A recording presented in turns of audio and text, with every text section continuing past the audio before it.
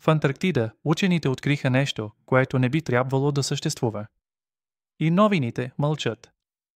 Всичко започва, когато сателит засича странна пукнатина, но под нея се вижда форма твърде перфектна, твърде симетрична, за да е природна. Когато екип от учени стигна до мястото, се оказа, че пукнатината води надолу към тунел, като изкуствен коридор, скрит под километър лед. В дъното на тунела те откриват структура, не скала, не лед, а материал, който не реагира като нищо познато. Твърд. Студен.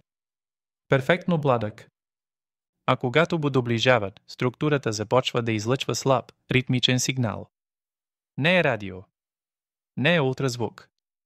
Сигнал, който идва отвътре. Само часове след откритието военни екипи пристигат на място. Зоната е блокирана.